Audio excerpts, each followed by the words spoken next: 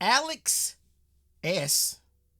6088 types, "Hey Nolo, next time you want to hear a story about a main character with plot armor, you should check out Nick's video on the Ghost of Bataan." I don't know if it's Bataan or Bataan. I feel like I've done a video.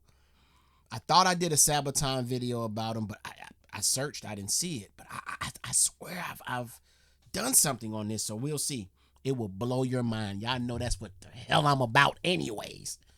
I need my mind. I don't know if y'all seen Russell Peters. Russell Peters old stand-up. When he was talking to his dad and his mind blasting. Oh, it is mind blasting. I need my mind blasted at all times. Okay? I'm gonna see if Russell Peters got that clip up. Mind blasting. So here we are. The Ghost of Bataan. Arthur Wormuth. No, I ain't did this one. Arthur Wormuth. A one-man army with 116 kills. My boy get to walk around and brag about offing 116 people. Let's rock. Learn me something, Nick. Alex S. What is it? 6688 or 6088? 6088. Let's see what you got me watching, bruh. Person off the top of my head that should have been awarded the Medal of Honor but wasn't. It would be a toss-up between Jake McNasty McNeese Facts. and this guy. Okay. Okay, if he feels this way, I might get my mind blasted. Today, mind blasting day. Let's go. Between Jake McNasty McNeese and this guy. Today we're talking about the one-man army, Arthur Wehrmuth, or as the Imperial Japanese Army referred to him, the Ghost of Bataan. This video is brought to you by Operation Good Boy. It's an online subscription service that every month will send you and your dog a care package. This month, me and Mushu got a first aid kit for when we go on walks, a water bottle for when we go on walks, some dog poop picker-upper bags, some daily supplements for him, and a couple bags of his favorite treats, TREs, treats ready to eat. Right, Mushu? Good job. See, Mushu approves. If you're not really into online subscription boxes, you can also buy the treats, the supplements, or the gear individually over at OperationGoodBoy.com. And regardless of what you get, you're going to get 15% off when you use the discount code QUACK15. So go check them out. Thanks. Let's get back to the video. All right, important background info. December 7th, 1941, Japan attacks America at Pearl Harbor. Okay, everybody knows what Pearl Harbor is, but what most people don't realize is that while Japan was attacking America, they were also simultaneously launching attacks on pretty much every other nation and island in the Pacific. Hong Kong, Wake Island, Guam, Malaya, Singapore, Thailand, all of these nations and islands would fall to the Japanese within 3 months. All of them except for one, the Philippines. If you don't know, at this point in time, the Philippines is actually a territory under the United States of America, who had assumed control of the Philippines from Spain after the Spanish-American War in 1898. Because of that, there was already 22,000 soldiers there. Now, don't get me wrong, they weren't expecting to get attacked. The majority of these soldiers, 12,000 of them, are non-combat related jobs or they're Filipino reservists. But that other 10,000 was the Philippine Scouts. And I cannot stress to you enough that these guys are absolute gangsters. They were founded in 1901 by the U.S. Army. It is essentially Filipino and Filipino-American soldiers being led by American officers, and they are experts in guerrilla, anti-guerrilla, and jungle warfare. These are the guys that fought the Tan Sung rebels during the Moro Rebellion. They are literally the men that America's patron saint of hole punching, John Moses Browning, created the Colt 45 1911 for. They are the direct predecessor of the Philippines' current special forces, the Scout Rangers, and they are probably some of, if not the last people on the planet that you want to fight in the jungle. And one of the American officers leading these men is none other than Arthur Wehrmuth, son of a World War I veteran that grew up in Chicago.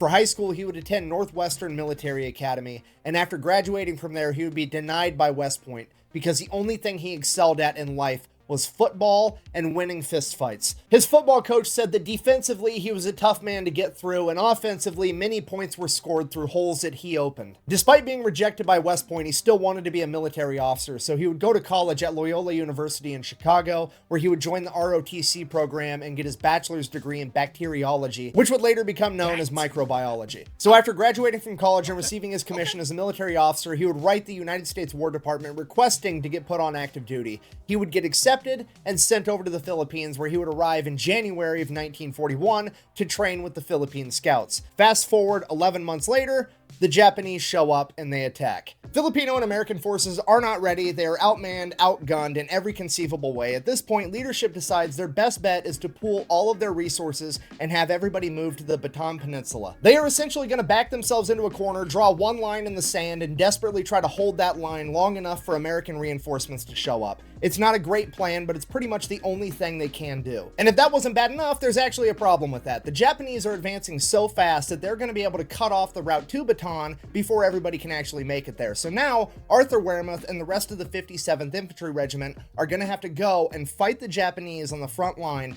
desperately trying to hold them off long enough for all the other people to retreat. General Wainwright gives them the order to dig in and hold, and that's exactly what Arthur and his men do. At this point, Arthur is in command of Delta Company of the 57th Infantry Regiment, which is roughly 150 Philippine scouts, and for the next 2 weeks, they go toe-to-toe with the Japanese army, desperately trying to hold them off long enough for everybody else to retreat. This was how Arthur and his men would spend Christmas of 1941, dealing heavy losses to the enemy. But by New Year's, they had faced the same thing and endured heavy losses themselves. By the first week of January 1942, Arthur's 150 men had dwindled down to just 37. At this point, it became clear that they were not going to be able to hold the front line, at which point they were ordered to retreat back to Bataan. But Arthur had a plan to slow down the Japanese even further. Arthur volunteers to sneak back into a city that recently fell to the Japanese by himself, because in that city there's a wooden bridge, and that wooden bridge is going to prove vital for the Japanese to quickly move troops further inland. And if Arthur can get rid of it, it is going to severely hamper their ability to do so. So Arthur is going to sneak into this city by himself with demo charges, his Thompson submachine gun, and 2 5-gallon jugs of gasoline. He is then going to make his way to Main Street under the cover of night, dump the gasoline all over the buildings, and light Main Street on fire. Once all the buildings in Main Street are engulfed in flames, that is a signal to the Philippine scouts miles away that they're going to start dropping artillery on that area, and Arthur is going to use that as a distraction to make his way over to this bridge, place some demo charges, and blow it up. And that's pretty much exactly what happens. Arthur sneaks into town, manages to light Main Street on fire, waits for the fire to grow a little bit, at which point Arthur knows the artillery fire is coming right on top of him any second, and he just has to make a run for this bridge. But this bridge is wide out in the open right next to Main Street, and he is about to run essentially down Main Street towards a bridge that's being guarded, and there is hundreds of Japanese soldiers everywhere. All right, that seems easy enough. Thankfully, most of them are distracted by the fact that most of Main Street is on fire, and not a lot of them take notice of the fact that there is now a 190-pound American sprinting down Main Street towards the bridge. But eventually, a couple of them would take notice and begin firing at Arthur, and he would be struck in the calf and fall to the ground. And right then is when the artillery rounds started dropping. And as soon as the artillery rounds started dropping, Arthur waited there for a second, and then when he thought they were all distracted again, he got up and continued to run towards the bridge. He then proceeded to place the demolition charges, blowing up the bridge before disappearing back into the jungle and making his way back to his men. So Arthur and his men make it to Bataan. At this point, you have to put yourself in Arthur's shoes. He is one of the highest ranking officers on the ground. He was just in charge of 150 men 2 weeks ago, and only 37 of them survived. That's not necessarily his fault. He was placed in a completely unwinnable situation, but ultimately, he's not going to feel great about himself losing that many of his men. He's been living in the Philippines for almost a year, training with the Philippine Scouts. He's an expert in camouflage, an expert in jungle warfare, and an expert in guerrilla warfare tactics. And he decides that rather than lose any more of his men, he is going to go out past the front line into enemy territory by himself and terrorize the enemy. So that's what he does. He sleeps during the day, and every night he grabs his Thompson submachine gun, 2 Colt 45 1911s, and a bunch of grenades, and heads off into the jungle by himself to utilize hit-and-run tactics against the Japanese, conducting guerrilla warfare. And on one of these missions, he's a couple miles into enemy territory from the front line when he hears a bunch of Japanese soldiers coming up on him. So he quickly hides in some bushes and camouflages himself, and 30 Japanese soldiers, an entire platoon, comes walking past. One of them almost steps on him, and he's just laying there dead quiet, trying not to breathe, and the troops are making their way towards the front line. And Arthur knows he has to do something because they're either going to launch an attack or they're getting reconnaissance to scout the front line. Either way, these guys gotta go. He knows that even if he pops up with the element of surprise from behind them with his Thompson submachine gun, he's still gonna lose that firefight. So he does the only thing he can think to do, and that is to get up and start walking in the column with these guys as if he was one of them. So he is literally following in this Japanese Nick, not Nick. Boy, ain't no way you sitting here telling me that he just got up from the darkness of the bushes and just joined in along with them on the march.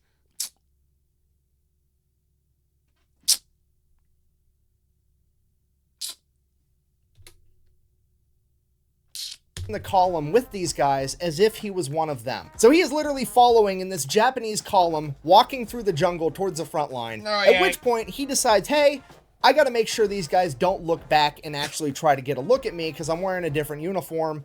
They're gonna notice. So he decides that every time one of them steps on a twig or makes a noise, he's gonna shh, so they be more quiet. Just reassuring that, like, oh, that's obviously not an enemy behind me, it's somebody trying to get me to be quiet because they're on my side. Arthur Wehrmuth has just switched gears from John Rambo to Bugs Bunny fucking with Elmer Fudd. And he follows these guys through the jungle for miles, just shushing them the entire way. And then when they finally get up to the front line, Arthur knows that he has to do something. He has to alert his guys that they're about to attack. So he does the only thing he could think to do. He quietly pulls a pin from one of his grenades and then acts like he tripped on something, stumbling to the man in front of him, grabbing a hold of him for balance. And when he grabs a hold of him, he hands the grenade to him right in the guy's chest. That guy obviously grabs it, and Arthur runs off into the jungle. The Japanese soldier's like, wait, what? Oh God. Boom! He blows up. Then Arthur turns around with his Thompson and opens... Nick, you lying. I know you lying. I know it. Bro, ain't no way this happened in real life. There's no way you walk for miles with your enemies that's trying... 30 of them, bruh. It's 30 of them. It's one of you. Their mission is to kill you. And you walk with them. Not only that, you boss their ass. Shut up, boy. Shh, shh, shh. Be quiet. Oh, yeah. Take this grenade. Take this grenade, okay? Take this grenade and you go be peaceful where you need to be peaceful, okay? Peace, my brother. I gotta go. Thanks for the march. Come on, man. Come on, man. Fire on the rest of them. This obviously alerts his men and they start opening fire too. They completely wipe out this Japanese platoon. Dang. After this and other events like it, the Japanese start to fear Arthur, referring to him as the Ghost of Bataan, while the American forces are referring to him as the one-man army. At this... The Ghost of Bataan. That, okay, now the Nick, I get it.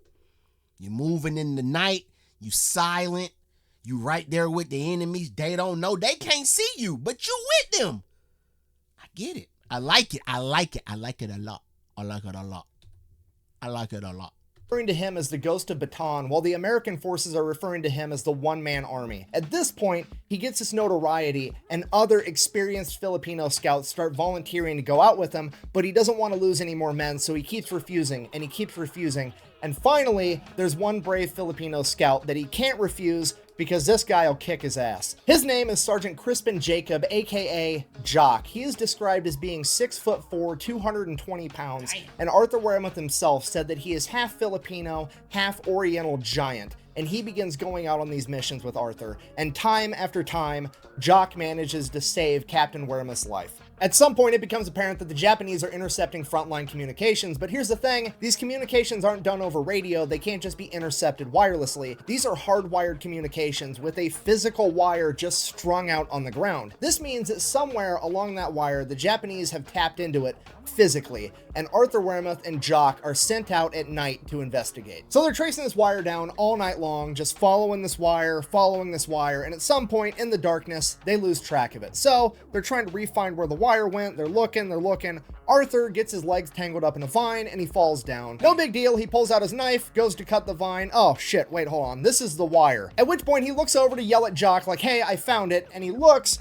and there is a ditch with a Japanese soldier and a bunch of equipment sitting in it, looking at him like he's dumbfounded. Arthur quickly draws his gun as the Japanese soldier draws his, and they have a good old-fashioned quick draw contest, which Arthur wins. Arthur, then quickly making it back to his feet, is then tackled by two Japanese soldiers into the ditch, one of them stabbing him with a bayonet through his arm, pinning him to the dirt wall inside of this trench, at which point he yells for Jock. Jock then runs up to the edge of the trench and sees Wehrmuth inside the trench fighting off two Japanese soldiers with his arm pinned to the wall. He takes aim with his rifle at the Japanese soldiers and then realizes that he doesn't want to accidentally hit Wehrmuth in the middle of the fight while it's still dark out. So he jumps in the trench and proceeds to beat the two Japanese soldiers to death with his rifle. He then destroys the radio equipment, helps Wehrmuth pull the bayonet out of his arm. He starts bleeding everywhere. He bandages that up and gets Wehrmuth back to the hospital, at which point the ghost of Bataan is now bedridden and on doctor's orders is not allowed to leave. And while all that's going on, word finally makes it back to America. Bruh, can you imagine a 6 foot, what do you say, 6'4"?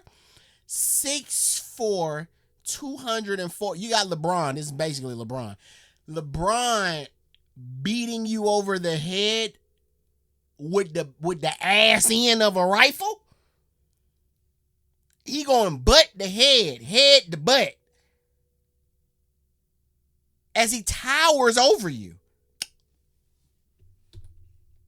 And on doctor's orders is not allowed to leave. Brutal. And while all that's going on, word finally makes it back to America that there's some crazy 190-pound ex-football player running around in the jungles of the Philippines showing the Japanese what's up. And this is the one shining piece of good news that America clings on to in the days after Pearl Harbor. Arthur Wehrmuth unknowingly becomes an overnight celebrity in America. He is taking up all the headlines. They are making comic books about him and his partner Jock. He is inside of bubblegum packets telling the story of them finding the tap in the communication line. Arthur Wehrmuth is now one of the first main characters in World War II fighting for America, and he is vital for overall American morale. And just like a main character, he decides that he's not going to stay bedridden. He violates doctor's orders, checks himself out of the hospital, and gets back in the fight. At this point, the Japanese have flooded the entire surrounding area with snipers that are picking off American and Filipino soldiers day and night, and Arthur Wehrmuth has to be the man that does something about it. But considering that there's so many of them and that Jock just saved his life, he comes to the conclusion that having some friends around isn't exactly a bad idea.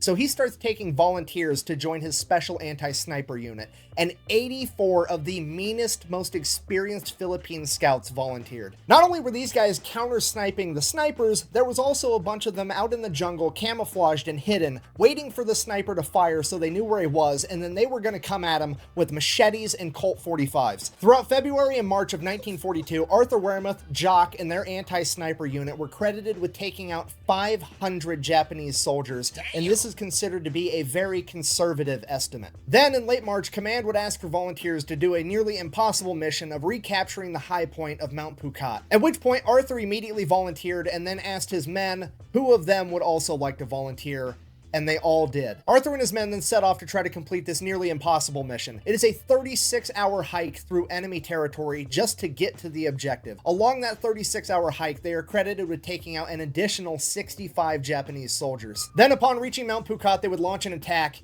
and it would fail. Arthur would lose over half of his men. Having failed to take the high ground at Mount Phuket, Arthur and his surviving men would retreat back to Bataan. Along the way, they would get ambushed by a machine gun position, and Arthur would be struck in the chest with machine gun fire. Arthur would then wake up in a field hospital back at Bataan, where he was informed that the bullet went through his rib into his lung, and he was now battling an infection. I would assume they didn't have antibiotics to give him, because at this point, Bataan was in rough shape. They were down to half rations, and they were running out of every supply imaginable. Desperately trying to hold out long enough to get resupplied and reinforced. Arthur would remain in the hospital for 10 days, and every single day that passed, it became more and more apparent that they were losing and Japan was going to win. At this point, Arthur, against doctor's orders, with pus oozing from his chest, still battling an infection, would don his gear and go back out with his men one last time. Arthur and his anti-sniper unit desperately tried to hold the line against the Japanese, but due to sheer overwhelming numbers, they were beaten back over and over again, and during one of their retreats... So just so we clear, bro. My boy had a real life bayonet lodged in his arm and it pinned him to a ditch. Okay, boom, pull that out. He ain't wasting no time. We going back to war. My boy gets shot in the chest by machine gun fire. My boy got punctures, goes through his rib, punctures his lung. He's fighting infection, no antibiotics. Pus coming out his chest. He decides to go back to the battlefield. I just want to make sure we on the same page. If we on the same page, let's continue. All right. Okay. I just want to. Okay. Now it's pus. It stink. You know, you stink a little bit. You touch that, you get a little. It stinks. But I feel like going to war. So let me go, please. Thank you. Sheer overwhelming numbers, they were beaten back over and over again, and during one of their retreats on April 9th, Arthur would slip down the side of a cliff, smacking his head on a rock, rendered unconscious. He would again wake up in the hospital, but this time when he awoke, he would come to find out that the Japanese had completely taken over Bataan, the Americans had been forced to surrender, and General MacArthur had fled to Australia. This is absolutely the worst possible outcome because the Imperial Japanese believe that if you surrender in battle, you lose your honor, and if you lose your honor, you are no longer human. You are subhuman and no longer eligible for human rights, which gives them the justification to treat you however they want. Arthur Wehrmuth is bedridden, having been shot in the leg, stabbed in the arm with a bayonet, shot. I forgot my boy was shot in the calf muscle and still ran to the bridge. I forgot about that. Wehrmuth is bedridden, having been shot in the leg, stabbed in the arm with a bayonet, shot in the chest, concussed, and battling an infection, and he is probably one of the luckiest men there. Because pretty much everybody else is forced to participate in the Bataan Death March, and I don't really want to get too far into what that is and what happened, but suffice it to say, over 30% of everybody else is going to die in captivity as a prisoner of war.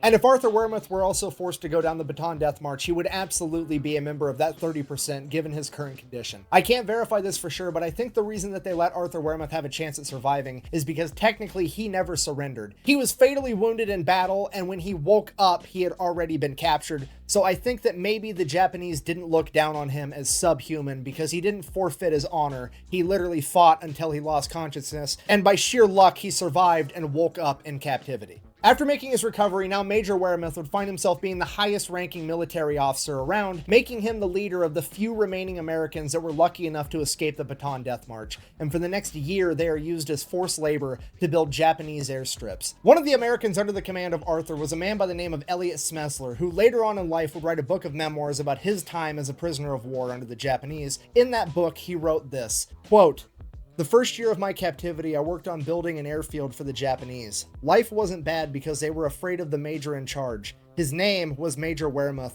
and the Japanese called him Wehrmuth the Lion." Now, I think this is actually further evidence that the Japanese don't believe that he actually surrendered and didn't lose his honor in battle, because they are still scared of him despite the fact that he is their prisoner. And he definitely didn't surrender, because while Arthur and the men under his command did build the airstrip they were told to build, they sabotaged it so that the concrete would buckle underneath the weight of Japanese heavy bombers, not only damaging the airstrip, but the bombers as well. Yeah, despite being a POW for over a year, Arthur and the men under his command are still finding a way to slow down the Japanese military. Because of this, Arthur and the men under his... And the Japanese going for it, bro. They going for it? They going for that. Ain't no way they going for that. And under his command are still finding a way to slow. No way they didn't think that these people will be plotting against us, building necessary platforms that we need, that we're going to use to take off of and go off their people. What? There's no way they was going for that. Slow down the Japanese military. Because of this, Arthur and the men under his command are sent to live on a hell ship known as the Oryoku Maru, which, if you don't know, a hell ship is essentially a POW camp on a boat, and they are infamous for their horrific living conditions. The only thing worse than being a starving POW is being a starving POW on a boat with no shade while you're seasick. Then on January 9th, 1945, the USS Hornet, an American aircraft carrier, would mistake the hell ship for a troop transport and bomb it. This bombing would kill over 250 Americans instantly, wounding and injuring almost every other American on board, including Arthur Wehrmuth. Despite having his wounds go untreated while starving to death, Arthur still somehow managed to survive, making it to Japan to be inside of a POW camp there. What? Arthur still on board, including Arthur Wehrmath. Despite having his wounds go untreated while starving to death, Arthur still somehow managed to survive, making it to Japan to be inside of a POW camp there, where he would later be freed after Japan surrendered. When Arthur Wehrmath shipped off from America to the Philippines in 1941, he weighed 190 pounds. When he finally got to return home to America after World War II, he weighed only 105. He would then be awarded 4 Purple Hearts, the Silver Star, and the Distinguished Service Cross. He is credited with 116 kills and will go down in history as the one-man army of Bataan. Despite this, he credited his men, saying that 90% of what he was able to accomplish was due to the Philippine Scouts and that they were the best soldiers in the world. So in conclusion, the fall of Wake Island and the Philippines are considered to be some of the first losses dealt to America during World War II, but in many ways they are also some of the first victories, as stories of heroes like that of Hank Elrod and the Marines of Wake Island, and Arthur Wehrmath and his Philippine Scouts reached the rest of the world. It would become clear to America that this war was winnable, and it would become clear to Japan that they had a lot bigger fight on their hands than they ever anticipated. Thank you for watching. Best way to support the channel is go check out thefatelectrician.com. Quack bang, out.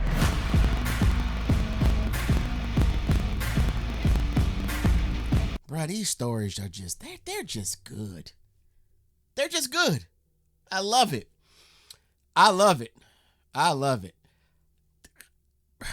Like, comment, share, subscribe. I'll catch y'all on the next one. Peace.